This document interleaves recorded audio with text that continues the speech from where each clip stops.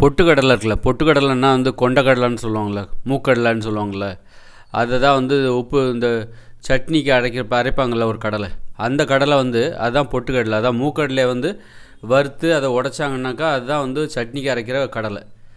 அந்த கடலை இருக்குல்ல, அந்த மூக்கடலை, சுண்டல் சுண்டல் தான் வந்து நம்ம சாப்பிட்ற அந்த உப்பு கடலை. அதை சாப்பிட்டோன்னு வச்சுக்கோங்க, நல்லா இது செரிமானமாகும்.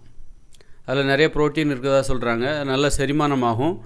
அந்த உப்பு கடலையெல்லாம் வந்து நல்ல மிளகு சேர்த்து சாப்பிட்டோன்னா நல்லா தொண்டையில் நோய் எதிர்ப்பு சக்தியெல்லாம் வராது. ஏதாவது நோய் தொற்றுதல் எது இந்த சுவாசிக்கிறது மூலமாகவும் அந்த உணவின் மூலமாகவும் தொண்டையில் உள்ள நோய் தொற்றுற கிருமிகள் இருக்குல்ல, அதெல்லாம் இது வந்து அழிச்சிடும். இந்த உப்பு கடலைன்னு சொல்கிறோம்ல, மூக்கடலை, அதை வறுத்து சாப்பிடுவோம். அதோட நல்ல மிளகு சேர்த்து சாப்பிட்டோன்னு வச்சுக்கோங்க, உப்பு கடலை அந்த பொட்டுக்கடலை இல்லை.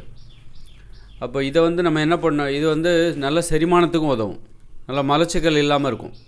ஆனால் கொஞ்சம் நிறைய சாப்பிடணும், ஒரு 100 கிராமாவது டெய்லி சாப்பிடணும். அப்போ தான் வந்து இந்த மலச்சிக்கல் இல்லாமல் நல்ல செரிமானமாகும் அந்த உப்பு கடலை அப்படிங்கிறது வந்து. அப்போ என்ன பண்ணோம் அப்படின்னா, நொறுக்கு தீனியாகவே இப்போ வந்து 100 கிராம் கடலையை வந்து எப்படி நான் டெய்லி சாப்பிட முடியும், இந்த கடலை எப்படி சாப்பிட முடியும், எனக்கு அதிகமாக அந்த அளவுக்கு பிடிக்கவும் செய்யாது, ஆனால் சாப்பிட்டாக்க நல்ல செரிமானமாகுது, மலச்சிக்கல் இல்லாமல் இருக்குது அப்படின்னா, அப்போ என்ன பண்ணணும்னா மற்ற நொறுக்கு தீனி எதையுமே தவிர்த்திடணும். எது நமக்கு நன்மை தருகிறதோ அந்த நொறுக்கு தீனியை மட்டும்தான் எடுத்துக்கணும், அதையே நொறுக்கு தீனியாக எடுத்துக்கணும். நம்ம மற்றபடி நம்ம சாப்பிட போகிறோம், வேறு பழங்கள் காய்கறிலாம் சாப்பிட தான் போகிறோம். ஆனால் நொறுக்கு தீனி அடிக்கடி ஏதாவது சாப்பிடணும்னு தோணும்.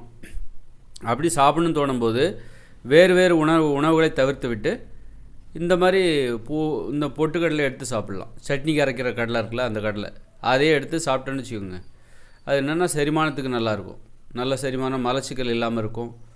அந்த மாதிரி நம்ம எது நமக்கு நன்மை செய்கிறதோ அதையே நாம் வந்து ஒரு நொறுக்கு தீனி மாதிரி மாற்றிடணும். நன்மை தராத உணவுகளை போய் நம்ம எதுக்கு நொறுக்கு தீனியாக சாப்பிட்ணும், இதனால் நமக்கு நன்மை கிடைக்குது அப்படிங்கும்போது அதில் வந்து நம்ம அதை சாப்பிட்றதுல நமக்கு சந்தோஷமாகவும் இருக்கும். அந்த மாதிரி யாராவது மலச்சிக்கல், செரிமான குறைபாடால் பாதிக்கப்பட்டவங்க என்ன பண்ணணும் அப்படின்னா, இந்த மாதிரி இந்த சட்னிக்கு அரைக்கக்கூடிய கடலை இருக்குல்ல, உப்பு கடலை, அதாவது பொட்டுக்கடலை, மூக்கடலைன்னு சொல்லுவாங்கள்ல, சுண்டல், அதை வந்து இந்த கடலையாக கிடைக்கும்ல, வறுத்து வச்சுருப்பாங்க கடையில், அதை வாங்கி ஒரு நொறுக்கு தீனி போல் எப்போல்லாம் உங்களுக்கு சாப்பிட்ணும், எதையாவது சாப்பிட்ணும், சாப்பாடு தவிர மற்ற தவிரங்களை சாப்பிட்ணுன்னு தோணுச்சுன்னா இதை எடுத்து சாப்பிடுங்க. நல்ல செரிமானமாகும், நல்ல மலச்சிக்கல் இல்லாமல் இருக்கும்.